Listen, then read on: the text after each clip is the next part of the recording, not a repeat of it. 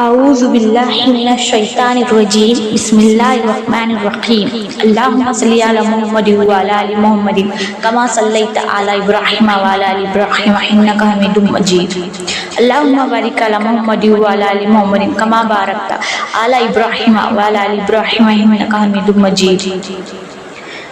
امام زین العابدین یہ وہ شخص ہے جس نے کربلا کا پورا واقعہ اپنی آنکھوں سے دیکھا تھا۔ امام زین العابدین کہتے ہیں جب تم پر دکھ پڑے تو میرے دکھ یاد کرنا تو اپنے دکھ ہلکے لگیں گے۔ امام حسین ساری رات روتے رہتے تھے۔ امام حسین ساری رات روتے رہتے تھے۔ ان کے خاتم نے کہا حضرت آپ ساری رات کیوں روتے ہیں؟ اللہ نے آپ کو رزق دی، نوکر چاکر، حشم بی بی، اولاد، کیوں آپ ساری رات روتے ہیں؟ اے میرے امام پھر رو پڑے۔ آپ تو علی ہے، نام علی، زین العابدین، عابدین کی زینت، عبادت گاروں کا تاج۔ وہ پھر رو پڑے، پھٹ کر رو پڑے اور فرمایا میرے دوست میں ساری رات کیوں روتا ہوں؟ حضرت یعقوب علیہ السلام کا ایک جگر گم ہوا تھا، قتل نہیں صرف گم ہوا تھا اور پھر مل گیا۔ 40 سال رو رو کر آنکھیں نم ہو گئی تھی۔ تم مجھے کہتے ہیں میں نہ رو؟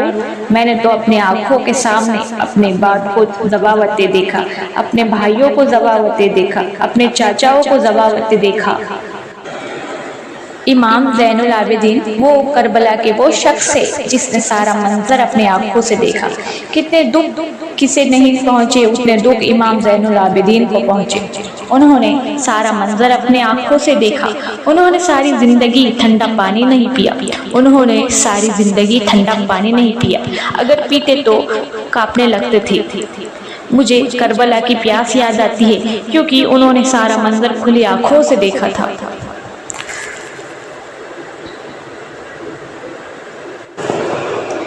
حضرت امام زین العابدین پیغمبر اسلام حضرت محمد صلی اللہ علیہ وسلم کے چوتھے جانشین، ہمارے چوتھے ایمان اور چہارہ معصومیت کے چھٹے محترم فرض ہے۔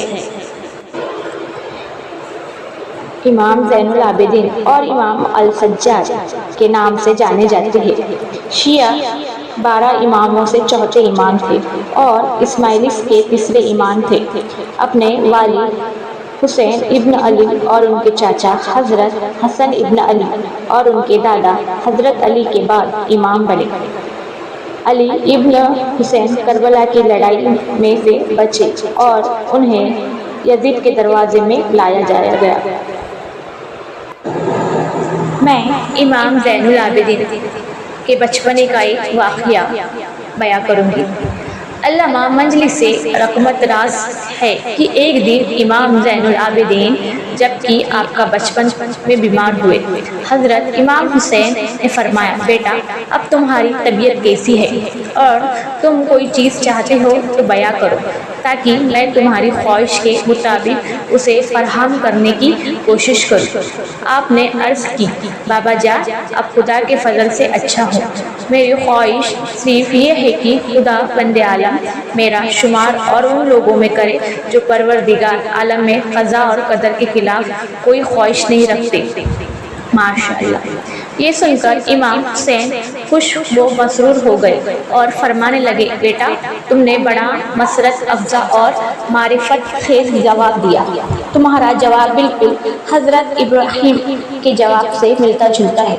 حضرت ابراہیم کو جب منجنیق میں رکھ کر آگ کی طرف پھینکا گیا اور آپ آگ فضا ہوتے ہوئے آگ کی طرف جا رہے تھے تو حضرت جبرائیل نے آپ سے پوچھا ذلک حاجت آپ کی کوئی حاجت و خواہش ہے؟ اس وقت انہوں نے جواب دیا اما الیک فلا بے شک مجھے حاجت ہے لیکن تم سے نہیں اپنے پالنے والے سے۔